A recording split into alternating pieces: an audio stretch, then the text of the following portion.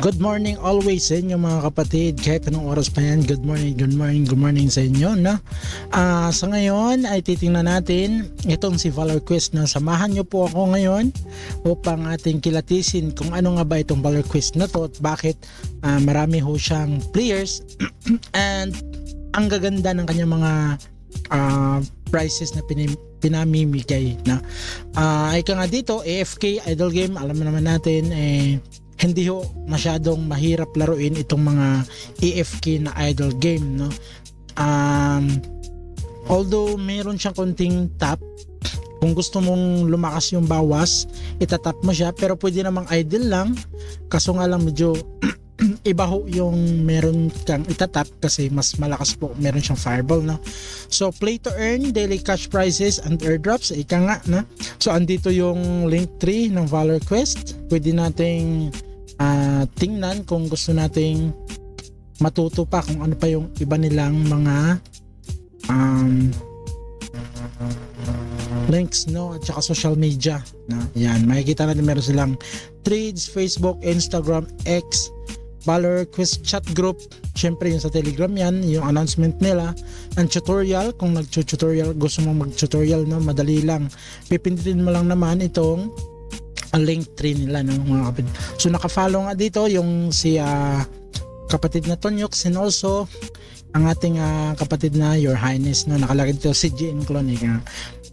Yun nga mga kapatid, no, kakatapos lang ng kanilang event dito, which is tinan natin na wait, yan, ito yung kakatapos nilang event na ang pangalan ay Diamond Collection Competition at ang final result is here. So ayun, ang laki ng reward nila mga kapatid, no? So rank 1 nila is 1,000 at ito yung nanalo, and ang rank 2 is 300. Aba, malaking ano na to, malaking reward na to mga kapatid, no? So number 6 to 144 is $10. Okay na din kasi isang linggong naglaro naman, di ba? Gusto ko kayong tour sa laro nila, na tara, subukan natin. Ang kailangan mong ipunin dito para mayroong kang NFT is itong fragments ng Crystara. Pag mayroon ka ng 100, pwede mo i-forge, tapos makakuha ka ng Crystara mismo.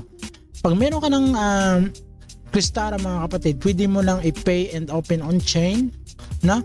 Ang pag unlock nga nito is $2, no? $2 siya.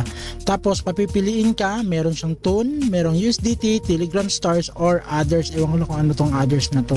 Tingnan na lang natin. I think Alchemy Pay. So labas labas tayo dun mga kapatid, no? Tingnan natin yung okay.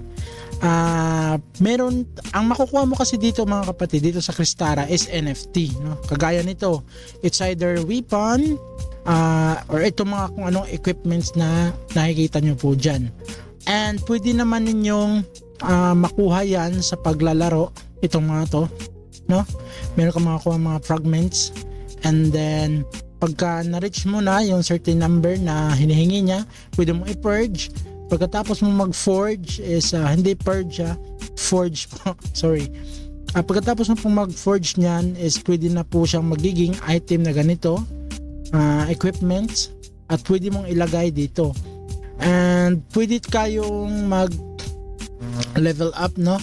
Pwede natin i-level up pag mayroon po nitong anong tawag dito, materials, no? Itong materials na to, pwede natin i-level up para tumaas yung yung mga ang tawag dito, kagaya niyan, HP, attacks, and yung dodge, maintain na po yan, no? Pero kung meron po kayong mas malakas na items or equipment, wag kayong magatubiling mag upgrade, kasi yung ina-upgrade nyo po dito hindi po yung equipment, no? Ang ina-upgrade nyo dito is yung slot. Kaya kahit alisin nyo tong equipment na to, yung bagong isasaltak nyo na equipments dyan mga kapatid is level 26 pa rin diretso, kasi yung slot po yung magiging upgraded dyan at hindi po yung equipments. Okay, so dito naman makakabili tayo ng mga boxes dito, no? Okay, so nakikita nyo merong open for free dyan. Nanalo kasi kahit papano, nabigyan tayo ng 5 boxes, nanalo tayo, kasali tayo sa mga nanalo kanina, no?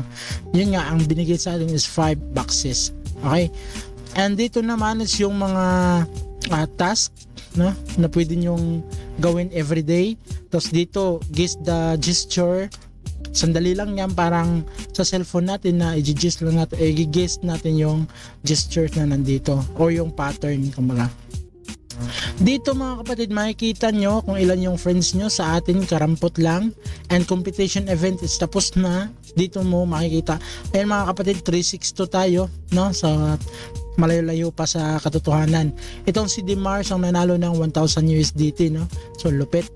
Tara, turn natin kayo sa labanan. Dito po mga kapatid, makukulik natin yung patrolling or parang AFK reward lang to no? Ayan, nakikita nyo patrolling, AFK lang yan.